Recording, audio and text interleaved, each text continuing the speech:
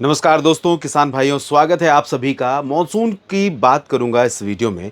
और कई मित्रों ने जिस तरह के कमेंट लिखे हैं वो काफ़ी पीड़ा पहुंचाने वाले हैं। और उनकी भी पीड़ा जायज़ है। उन्होंने लिखा है कि आप लोग अपने व्यूज़ के चक्कर में हम लोगों को गलत जानकारी देते हैं और जिसकी वजह से किसानों को नुकसान हो रहा है। तो मैं आपको पूरी ईमानदारी के साथ ये कहना चाहता हूँ कि मैंने व्यूज़ के चक्कर में कभी भी ये कहने की कोशिश नहीं की है। जो मैंने ऑब्ज़र्व किया है, जो मुझे लगा है कि इस तरह की संभावना हो सकती है, संभावना बन सकती है, वही बताने का प्रयास किया है। अगर मैं फ़ेल होता हूँ, कोई मेरा पूर्वानुमान गलत होता है, तो उसके लिए मुझे खेद होता है और दुःख होता है, माफ़ी भी माँगता हूँ आपसे। मैं भी ज़मीन से जुड़ा हुआ व्यक्ति हूँ।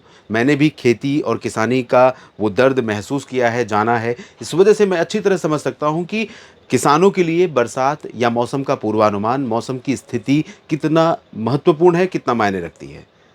यहाँ मैं इस वीडियो में अगले 10 दिनों की संभावनाओं की फिर से बात करूँगा।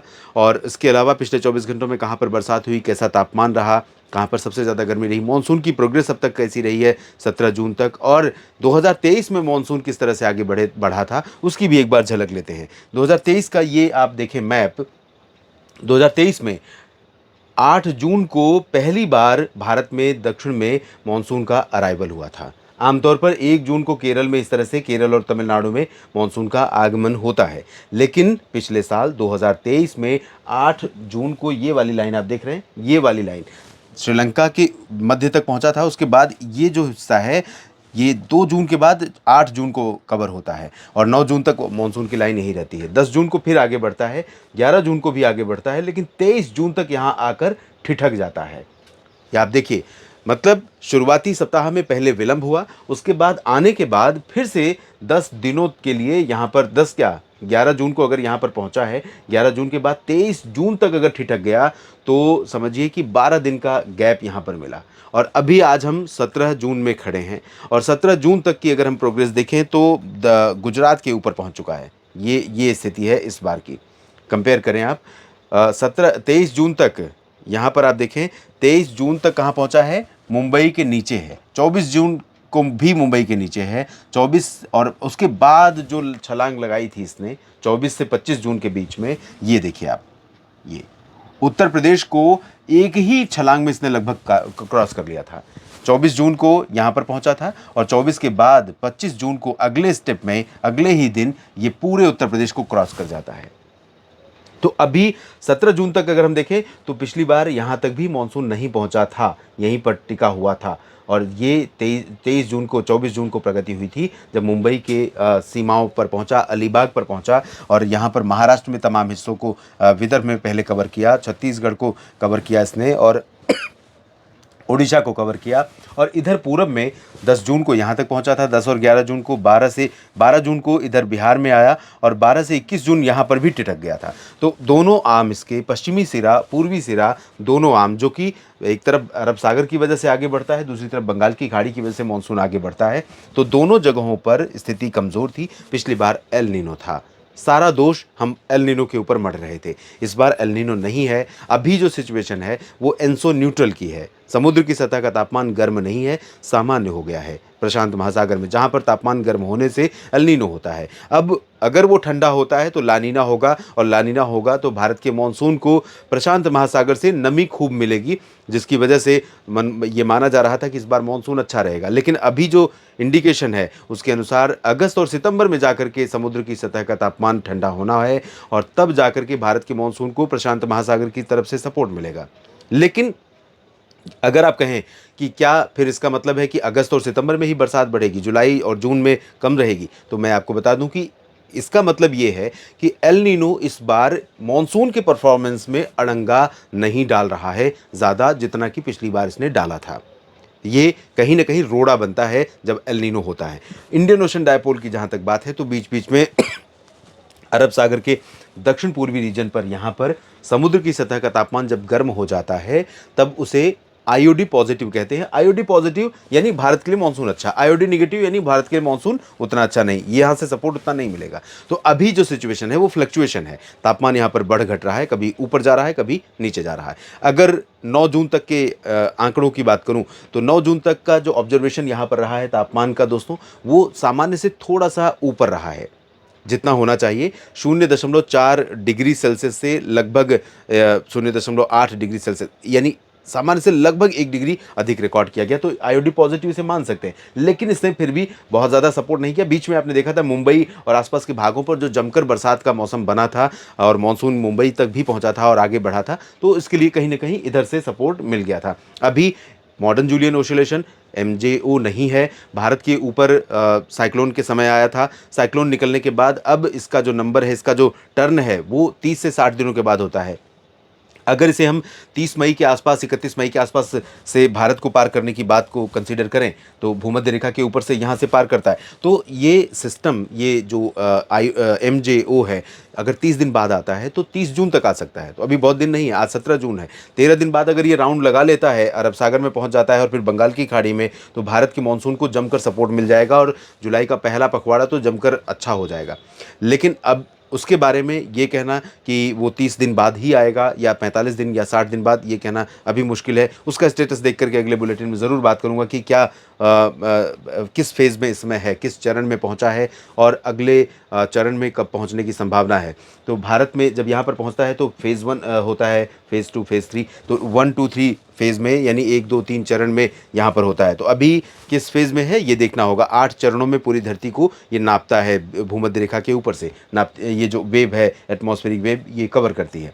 तो आप देखें उसके बाद मॉनसून ने 24 के बाद जब छलांग लगाई थी, 25 तक में देश के तमाम इलाकों को कवर किया था, गुजरात, राजस्थान और यहाँ तक कि दिल्ली तक भी पहुँच गया था और इधर पहाड़ों पर भी पहुँच गया था। 8 जुलाई आखिरी लाइन है जब ये गुजरात को पार कर राजस्थान को पार करता है, लेकिन विलंब से आने के बावजूद 5 जुलाई को ही पूरे भारत को मानसून ने कवर कर लिया था। तो ये स्थिति पिछली बार रही थी और अभी तक की जो स्थिति है, 17 जून तक का अपडेट आ चुका है। 10 जून के बाद से यहाँ पर प्रोग्रेस नहीं हुई है। आप देखें तो पिछली बार भी इसी के आसपास आकर के 10-11 जून के आसपास आकर के मानसून ठिठका था, ये आप समय देखें, और उसके बाद 24 जून को आगे बढ़ा था और इस बार भी 10 जून से लेकर के 17 जून तक यहाँ पर प्रगति नहीं हुई है, जबकि इधर पूर्वी क्षेत्रों में 31 मई के बाद से आगे नहीं बढ़ा है। कुल मिलाकर 17 दिन हो गए हैं जब से इसने यहाँ से कोई प्रगति नहीं की है पूर्वी भारत के भागों में।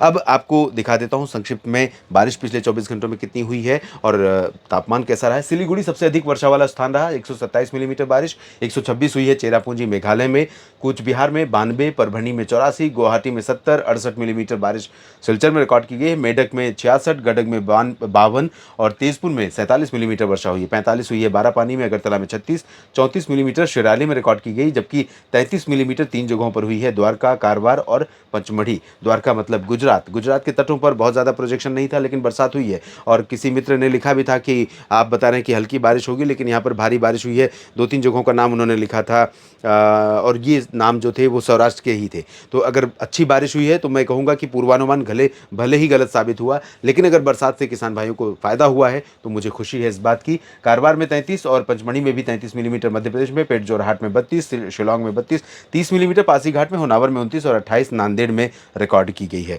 बारिश की स्थिति रही और इसके बाद टेम्परेचर की स्थिति देख लेते हैं। प्रयागराज फिर से हॉटेस्ट सिटी बना पिछले 24 घंटों में और 47.6 डिग्री सेल्सियस तापमान रिकॉर्ड किया गया। उत्तर प्रदेश इस समय झुलस रहा है, चाहे वो शहर हो या गांव हो या महानगर। लोग कहते हैं कि मेट्रो सिटीज़ में कंक्रीट के जंगल तैयार हो रहे हैं। कंक्रीट के जंगल कहने का तात्पर्य ये है कि हर तरफ सिर्फ पक्की फर्श आपको दिखाई पड़ेगी, चाहे वो सड़क हो, सड़क के बगल वाला फुटपाथ हो, या जो सोसाइटीज़ बनती हैं, जो प्राइवेट अपार्टमेंट बनते हैं, उनमें खुली जगहें बहुत कम देखने को मिलती हैं। तो धूप की जो किरणें हैं, सूरज की जो गर्मी है, वो जब धरती पर पड़ती है और इस पक्की ज़मीन पर पड़ती है जिसमें सीमेंटेड है या डामर लगा हुआ है, तो वहाँ से उसका तपना ज़्यादा होता है बनिस्बत मिट्टी के। लेकिन आप देखें तो प्रयागराज और प्रयागराज के घूरपुर में रिकॉर्ड किया गया है, तो घूरपुर तो शहर से थोड़ा सा दूर है और यहाँ पर 47.6 डिग्री रहा। तो कहीं ना कहीं कंक्रीट के जंगल का इफेक्ट है,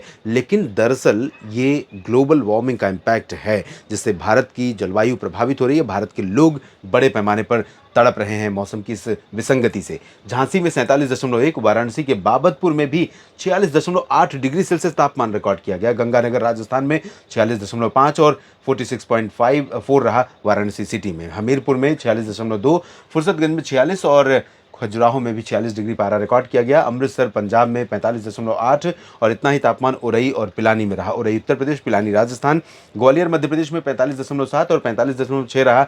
राजस्थान के चुरू में, उत्तर प्रदेश के लखनऊ अमौसी में, पटियाला में 45.5 डिग्री पारा रिकॉर्ड किया गया। 45.3 पालम में रहा। दिल्ली में डेहरी में 45.2, झारखंड हिसार हरियाणा 45.2 और इतना ही तापमान रिकॉर्ड किया गया कानपुर के चकेरी में और रोहतक हरियाणा में। तो ये स्थिति अभी गर्मी की बनी हुई है। और अब बात कर लेता हूँ अगले 10 दिनों में संभावनाएं क्या हैं। दोस्तों 3-4 दिनों तक और इंतज़ार कीजिए, उसके बाद चीज़ें रिवाइव हो रही हैं। रिवाइव होने का मतलब ये नहीं है कि पूरे भारत में बहुत अच्छी बरसात हो जाएगी। मैं फिर से यही कहूँगा कि मैं कहीं न इसको जो अनुमान है इसको बढ़ा चढ़ा कर बताने का प्रयास कतई नहीं करता हूँ। ज़रूर है कि मैं थोड़ा, अगर चांसेस थोड़े से भी लग रहे हैं तो उसको मैं लेता हूँ कि संभावना बन सकती है। अगर नहीं हुई तो उसे आप मेरी फेलियर माने, मेरा आकलन गलत माने या फिर कंडीशंस का बदल जाना माने। आप किसी तरह से इसको देख सकते हैं। लेकिन मेरा अनुमान ये है कि धीरे-धीरे जो पश्चिमी हवाएँ, एक तो इधर डब्ल्यूडी आ रहा है, इधर पाकिस्तान के ऊपर सर्कुलेशन है, एडजॉइनिंग राजस्थान के ऊपर हवाएं यहाँ से बढ़ रही हैं धीरे-धीरे। 17-18 में आप देखेंगे कि उत्तर भारत के पहाड़ों और मैदानी इलाकों पर कई जगहों पर बादल आएंगे, बरसात होगी और यहाँ से जो श्रृंखला चल रही है हवाओं की, पश्चिमी दिशा की हवाओं की जो श्रृंखला है वो थोड़ा-सा ब्रेक हो रही है। धीरे-धीरे अगले 2-3 दिनों में आप देखेंगे कि यहाँ से हवा जो है पश्चिम से जो आ रही, यहाँ पर आप ये देखिए, ये पाकिस्तान के ऊपर ये हवा पश्चिम से आने वाली ब्रेक हो रही है और अरब सागर की हवा गुजरात और पाकिस्तान के रास्ते, राजस्थान के रास्ते भारत के ज़मीनी भागों पर, गंगा के मैदानी भागों पर ऐड हो रही है। तो डब्ल्यूडी का प्रभाव रहेगा, इधर से मॉइस्चर बढ़ेगा और इधर से भी नमी बढ़ेगी। तो ऐसे में मानसून के प्रोग्रेस करने की संभावना भी दिखाई पड़ रही है और मानसून की अच्छी बरसात कई जगहों पर जहाँ पर नहीं हो रही वहाँ पर दिखाई दे रही है। एक चीज़ मैं यहाँ पर ज़रूर रिलेट करना चाहूँगा कि इस समय आप देख रहे हैं कि पूर्वोत्तर भारत के कई हिस्सों में अति भारी वर्षा रिकॉर्ड की जा रही है और पूर्वोत्तर में खासतौर पर मेघालय और असम के पश्चिमी क्षेत्रों में और उप हिमालयी पश्चिम बंगाल के क्षेत्रों में, सिक्किम में, अरुणाचल में और साथ ही साथ पश्चिम जो बांग्लादेश है इसमें भी तेज़ बारिश हो रही है। इधर नेपाल के उत्तरी क्षेत्रों में भी अब बरसात बढ़ेगी। तो ये जो बरसात हो रही है क्योंकि पश्चिमी हवाएं जो यहाँ से आ रही हैं, इन हवाओं के पीछे हटने के बाद ही इधर से बंगाल की खाड़ी की हवाओं को आगे निकलने का मौका मिलेगा। अगर ये हवाएं पीछे खिसकती हैं या कमज़ोर पड़ती हैं तो मानसून इधर से तेज़ी से प्रोग्रेस करेगा और यहाँ पर जो एक्युमुलेशन हो रहा है, हवाएं जो इकट्ठा हो रही हैं बड़े पैमाने पर और बहुत ज़्यादा बरसात दे रही हैं, उसमें थोड़ी सी कमी आएगी, लोगों को राहत मिलेगी। इधर आप देखें तो मध्य भारत में, मध्य प्रदेश तक, छत्तीसगढ़, उड़ीसा में कई जगहों पर ठीक ठाक बरसात अगले 10 दिनों में होने की संभावना है। महाराष्ट्र में भी on end of coastal portion पे अच्छी बरसात होगी, आंतरिक इलाकों में अच्छी बरसात होगी, तटीय भाग, ये पश्चिमी क्षेत्र जो है केरल और लक्षद्वीप के इन भागों में भी अच्छी बरसात होने की संभावना है। राजस्थान में भी बरसात होने के आसार है और उत्तर भारत के पहाड़ों और मैदानों पर संभावना है ही है। उत्तर प्रदेश को राहत 2 दिनों में मिल सकती है। आज 17 है, 18 के बाद कल भी आप देखेंगे कि राहत मिलेगी, लेकिन अभी जो राहत है यहाँ तक कि 19-20 जून से पहले तक की, वो दोपहर के बाद होगी। तो ऐसे में क्या होगा कि मैक्सिमम टेम्परेचर वो अपने क्लाइमेक्स पर पहुंच चुका होगा। तो अभी भी 45 डिग्री सेल्सियस तापमान तमाम जगहों पर रिकॉर्ड किया जाएगा, उत्तर प्रदेश में भी और यहाँ तक कि पंजाब और बिहार, झारखंड और राजस्थान, दिल्ली, हरियाणा में भी। इस वीडियो में अभी इतना ही। जानकारियाँ ठीक लगें तो वीडियो को लाइक और शेयर कीजिए, कमेंट बॉक्स में अपनी बात लिखते रहिए। आप सभी का समय शुभ रहे, आप सभी के लिए मौसम अच्छा रहे, ऐसी मेरी कामना है। दीजिए अनुमति, नमस्कार।